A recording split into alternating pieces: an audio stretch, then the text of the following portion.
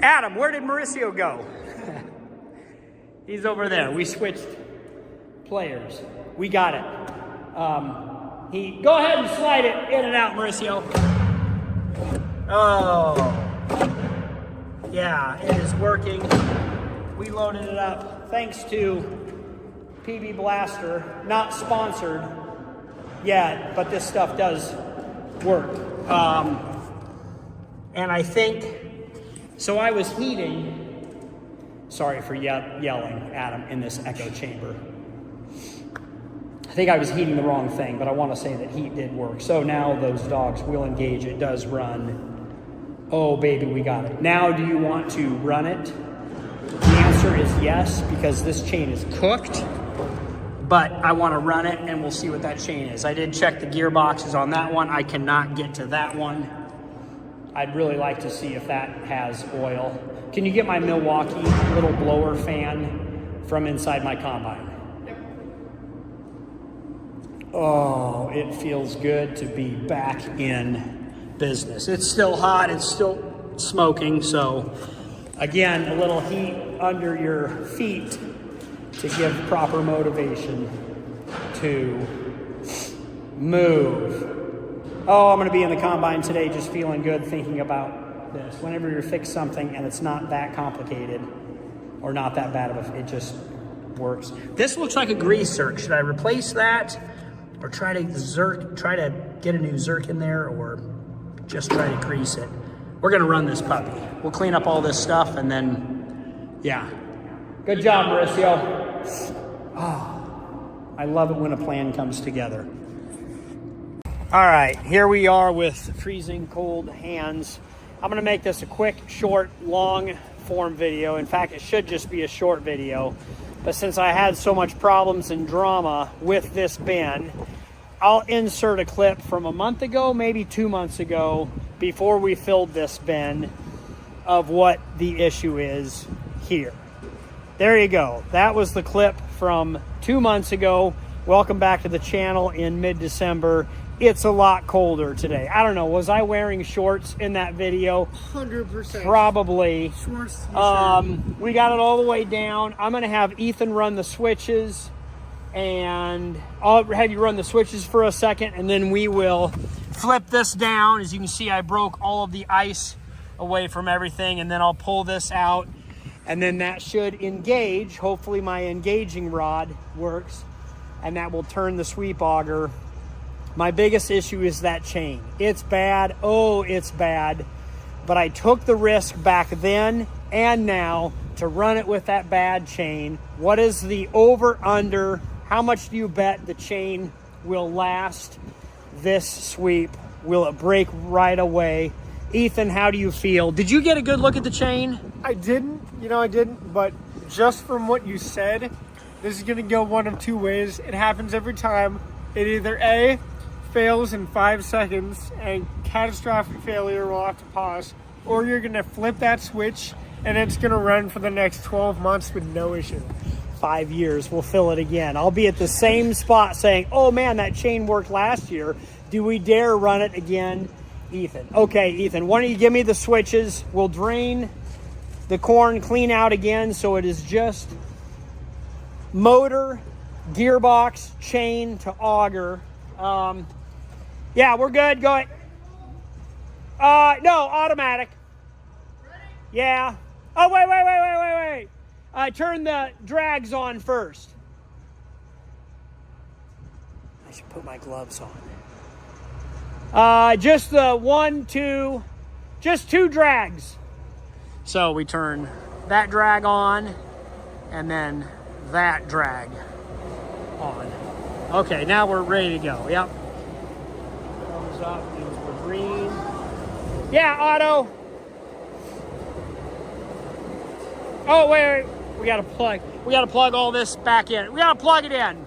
Hold on. Okay, I almost forgot. We have to plug in. We've got 1, 2, 3 plugs to plug in 2 slots so we can run auto. Do you know which two? Anticlimactic. No, not really. This making sure no one's hands fall in, making sure everyone's clear. That's right. That's actually not the reason we unplugged it for lockout, tag out, but we had to run a welder. We had the crew, so come over here. I'll figure out what two plugs. Other drama from my last video, this auger broke right here, and we pulled the motor off, pulled all of this out, and we welded, sleeved, drilled new holes, and reinforced it big time. So this whole bin works. It's our last bin of white corn to unload. That's all good to go. We needed the 220 for the welders, and these are both 220, but one is single phase. It's got 3 prongs, correct, and the other one is 3 phase, which is that one, 1, 2, 3 phase. And always be careful, because as soon as you touch these prongs, they're live. These are the Widowmaker connections. Yeah, don't touch. So you just slide in. Ooh, you guys are dirty. Oh, my phone is... Very dangerous. They don't get to see our beauty because my phone is all smudged up. Yeah, good job. Focus on it, but it's not live until you hit that switch. So, okay. Now we're ready. Now we do crossover. We do load out. Okay. Got it all ran open and closed, and you can see these 3 sumps that drained out from all of this back corn. Now the auger is just free to run. We will try to engage it now. I think we're ready. And then I'll keep the sumps closed, pull the pin. Oh, now when I open this up, it's only the center rod that'll run the center. This rod on the outside runs the, we better put that somewhere safe. There we go. That's its perfect place. We'll remember that. Also, how long does it take for frostbite to set in for your hands and fingers? I think 1 or 2 minutes? No, that's underwater. As little as 10 minutes. 10 minutes. 15 minutes? Okay. 10 minutes. I think it's 10 minutes. I think if you're in water, you've got 1 minute. Yeah.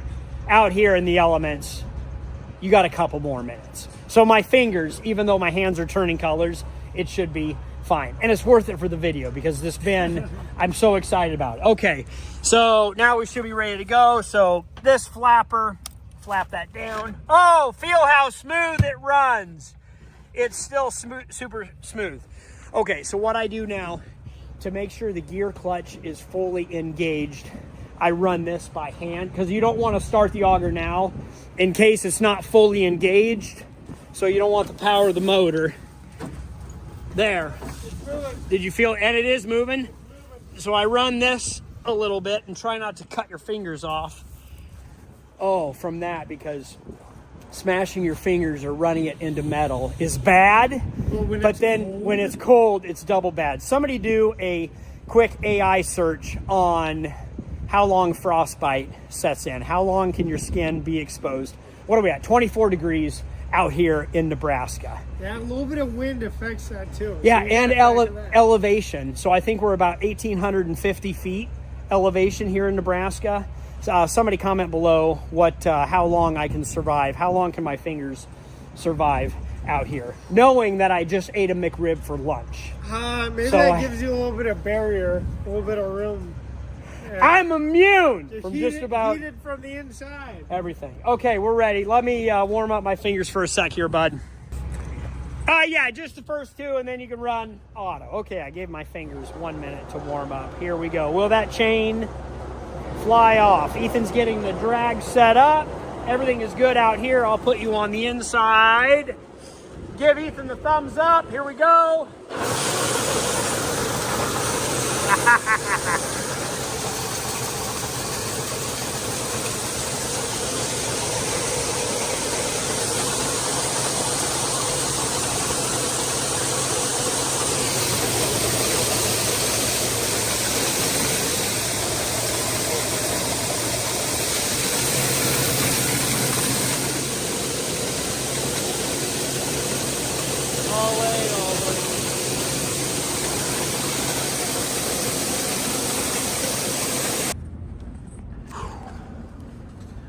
Good morning.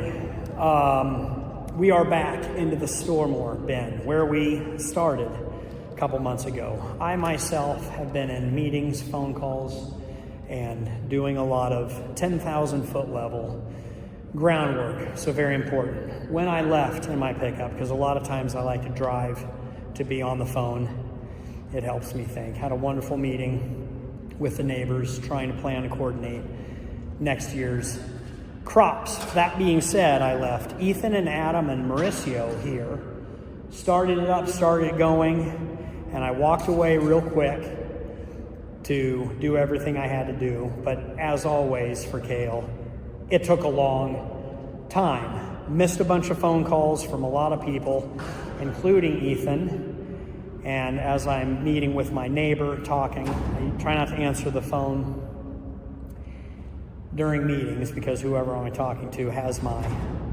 attention. Anyway, I thought maybe the chain broke for Ethan and he's calling me questioning, hey, we've got a problem. But as it turns out, they swept the entire bin out when I was gone, and apparently everything held together. So I'm excited. I have not opened the lid yet. Let's take a look and see, with my risk that I took a month and a half ago filling up this bin, would this sweep auger run, would be able to empty it? The answer is yes, but let's see what that chain looks like.